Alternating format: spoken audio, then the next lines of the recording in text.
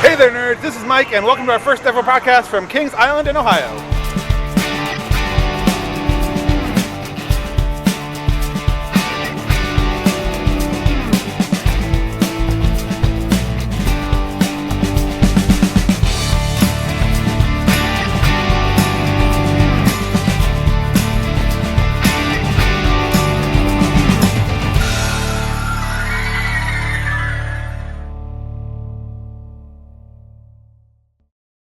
Hey, theme park nerds, I'm Parker. And I'm Mike, and welcome to Season 2 of Theme Park Nerds. We're calling it Season 2 because we've been gone for a bit, about 3 months. Hey, Parker, what'd you do in the last 3 months? I got married. Ding, ding, ding, ding, ding. Parker is now has a lovely missus, and had a very beautiful, not at all algae-filled wedding. Not at all. No algae-filled pools at all. There was one. Whatever. So anyway, we're back now, and because of Parker's wedding, I left it when he went on his honeymoon to a certain little park in Anaheim. I took the opportunity to go to some parks I'd never gone to, but of course Parker grew up in. Starting first with Kings Island in beautiful outside of Cincinnati, Ohio. What city is that in? Some place? So Kings Island, it's out in the middle of towards Cincinnati, just like Mike said. Great park, a lot of history. Originally, it was like a Coney Island kind of knockoff park, and then it was bought out by Paramount. A lot of people. Hasn't it been bought out by a lot of people. Paramount was the main successor that took over that park, and they really ramped it up. Everything that park had, either a movie title or it was the Smurfs was a big thing for a while. Hanna-Barbera Land, all kinds of stuff in that park.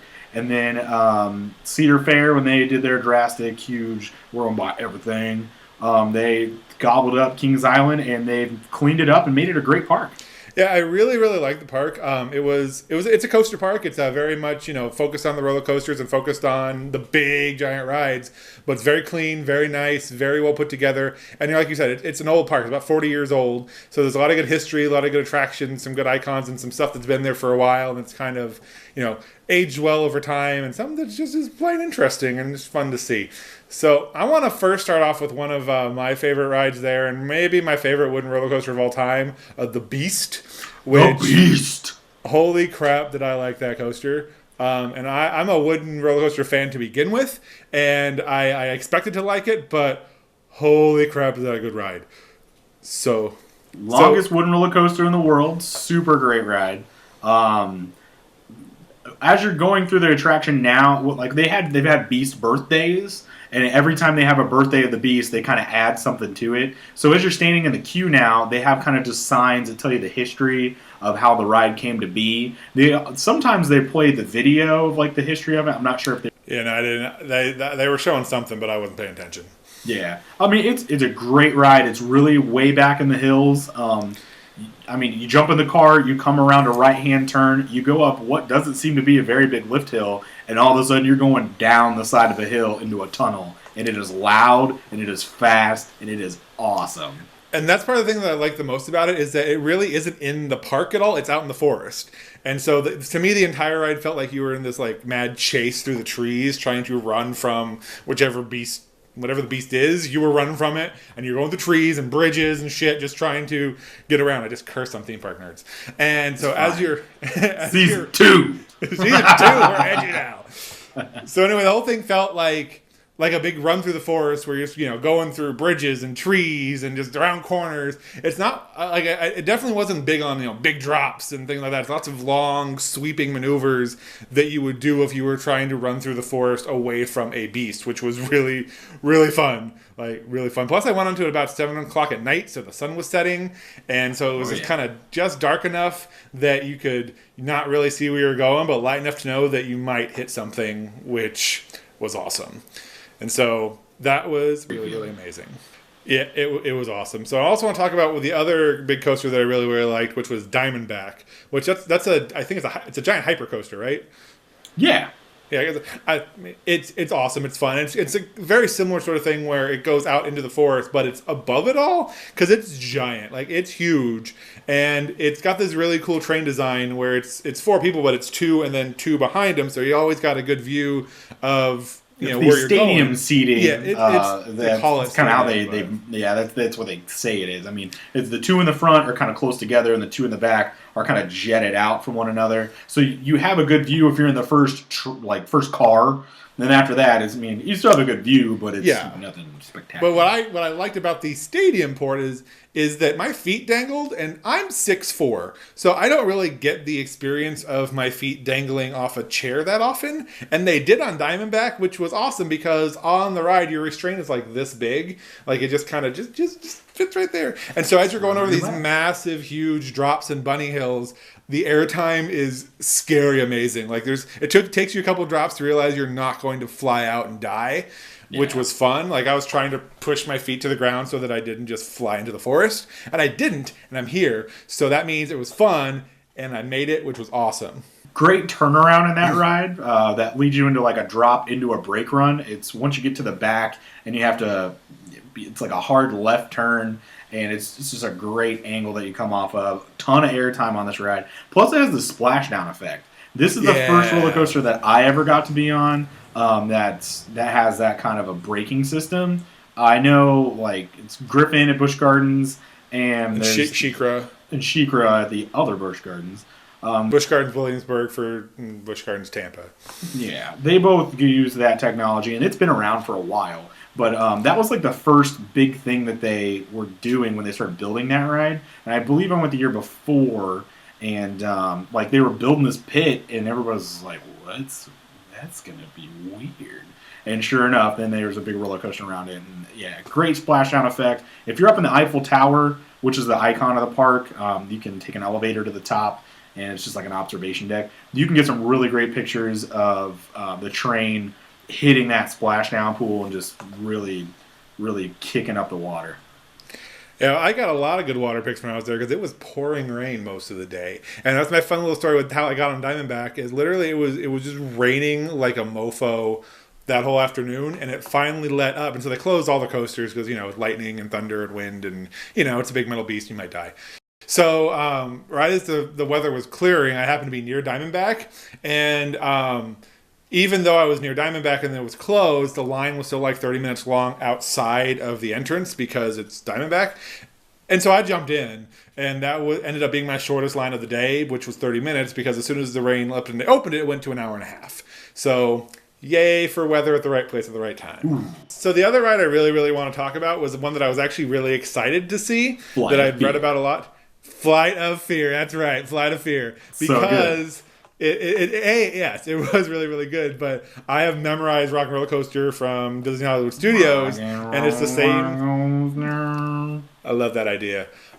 So I really wanted to see it's not the exact same layout. It starts the same and it ends the same and it launches the same, but the middle of the track is different.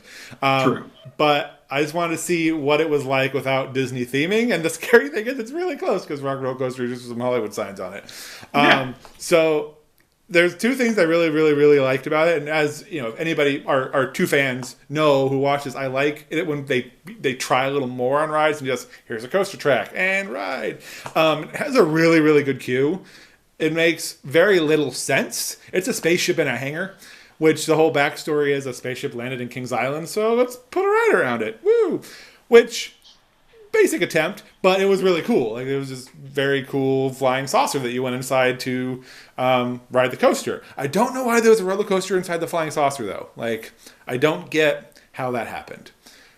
Or where we went. I'm pretty sure the backstory of it is that, like, there's the UFO landed at Kings Island, and your Kings Island being an amusement park is like, hey, let's let people tour it. And so you like get to go up in it, and as you're touring it, you get like launched into the aliens dimension kind of thing. That's kind of where I'm at with it. I've been riding this thing for years, and it's had the same video since I started riding it, and you can tell by the production value. It's slightly worse than Theme Park Nerds. But yay! Slightly worse. We did better. Yay. So, but the thing that caught me by surprise is granted, it was a long wait because the park was just stupid busy the entire day. So I did the entire switch back inside the building, And the whole time I'm thinking, okay, we're going to get in the spaceship. We're going to get in the spaceship. There's going to be so much awesome Q in the spaceship. And you just go around a corner and you're there. Yep. So because it's just a giant mirror behind it. It's awesome. Yeah. Shh. Magic. Oh, spoiler alert. My bad. Whoopsie. Yeah. And fun story with that. The kid behind me in line Lost his kept mind. trying to see who the people were behind the spaceship.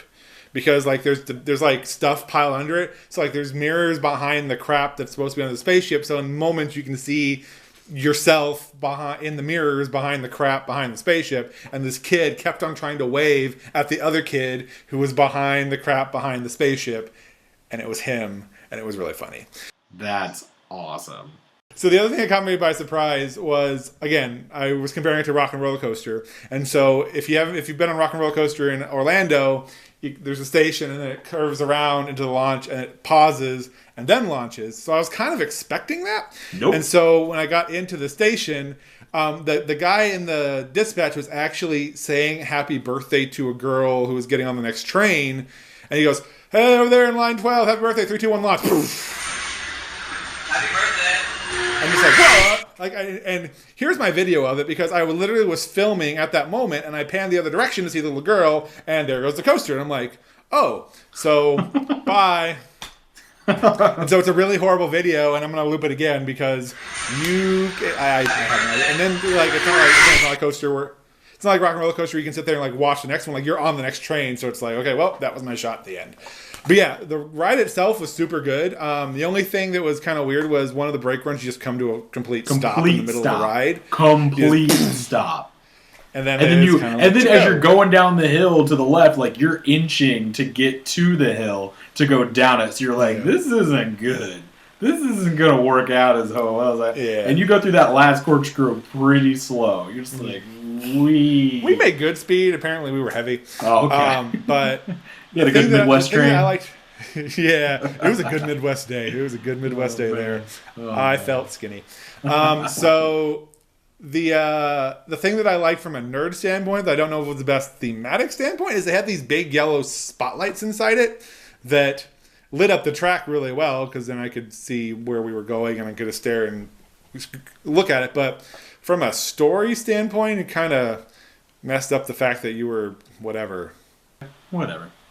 It's fun. Whatever. It was fun. Cool, right? I like it. And it does not have an over-the-shoulder restraint. It's one of the few that is launch true. loopers that you get that weird lap bar with like a time of what was the point of the little on Flight of Fear you get there's no over-shoulder restraints. No over-the-shoulder. There's You this get little lap bar comes over and then you get your little buckle on the side that goes by your leg to the side of the bar on your leg. Why? Because what's the point? I'm not 100% sure. I think like it wasn't even tight.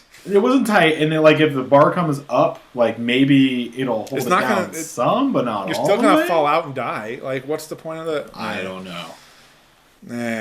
It was fun. It's a fun ride. So, what else was awesome at the park? I don't know. It was a good day. It was very rainy, and a lot of things were closed for a lot of the day, so that hampered a lot of the fun. But it was a good park, and it's fun. Like, it's a good coaster park. It's nice and well. It's very well run. Like, I really like the staff. Yeah. Everybody was very friendly and very efficient. Like, they were running all the trains. Like, nothing. There wasn't anything bad about the operation or the actual park itself. It just was rainy, and I didn't like that. It does kind of have a funky layout to the park, though. It's very windy. Oh, it's an older park. It is an older park. It's fun. It's a good park. If you're near the Cincinnati area and it's open, I would definitely hit it up just because of the 2 rides that we mentioned here. We mentioned 3? They do have a pretty good arsenal of rides. Things that we didn't mention in Vertigo. Is it a Vekoma boomerang? Is that what it is? Is that the in the front? Yeah, you like look at each other. Initially, it used to be face off. They have a great. I'm pretty sure it's an arrow suspended swinger in the back.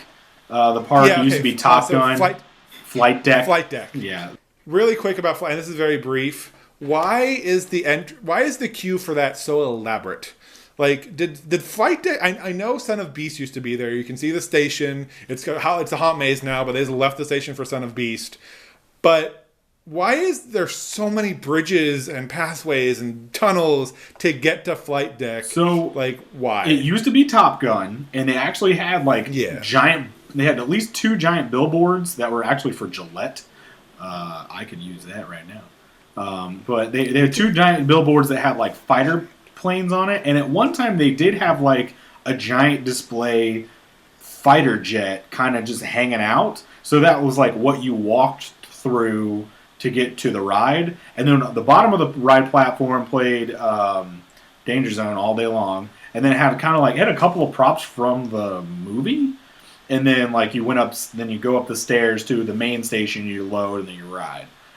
So like it had a really elaborate queue at one point. And it doesn't anymore. No, now it's just why am I walking so long to get on this coaster that's in the back of the park that's technically a children's roller coaster? That was the only coaster of the entire day that had, it was a walk-on, no line. They run 2 or 3 trains and they fly out of there.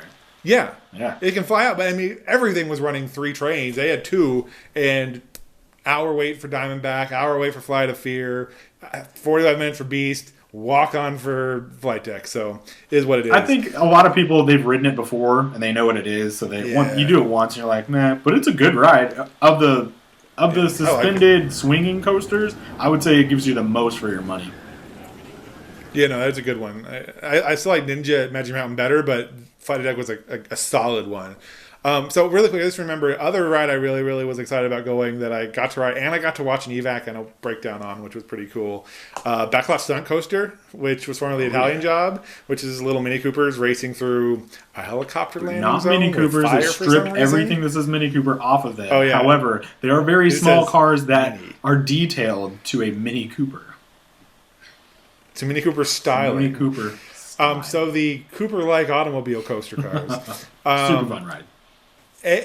Yeah, it's another one where it's fun and it's short. It's a launch coaster, lots of tight turns, and it has a random show scene just in the middle of the ride. It's basically a brake run that they just put a helicopter on an exploding fire effect, which it really in the course of the ride it makes no sense whatsoever. It's cool though. Like there's lights for gun shooting, and then you launch into a tunnel, and then you for some reason come out through a billboard, which is fun.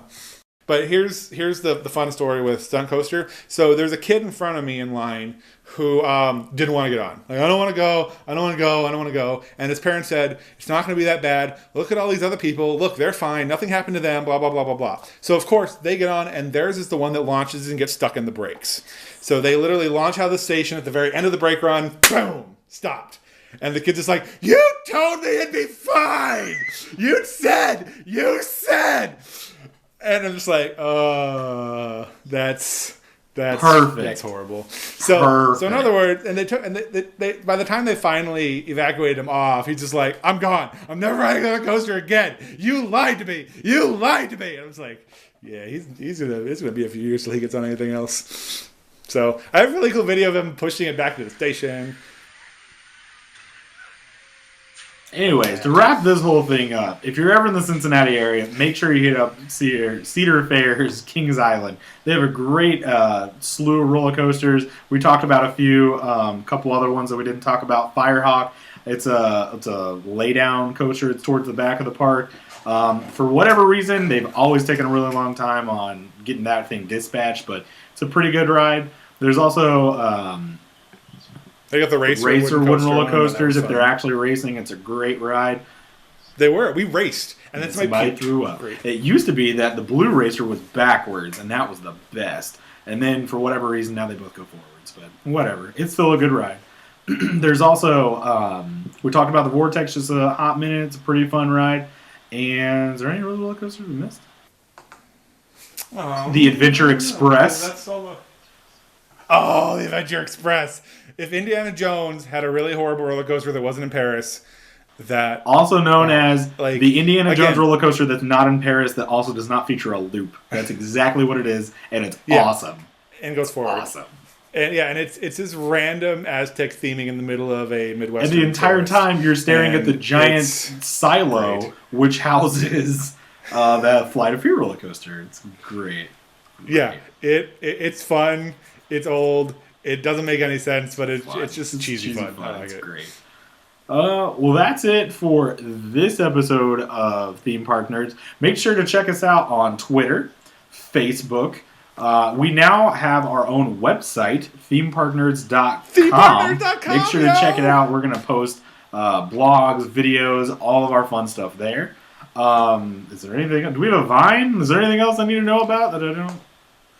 We have a store, themeparknerds.com. Go click on our store. We have some really awesome theme park nerd gear, some t-shirts that'll be amazing when on your next theme park trip. Check that out. Wear them, love them, show your nerditude. It's Get great. it done. In the meantime, I'm Parker. And I'm Mike, and we will see you later, nerds.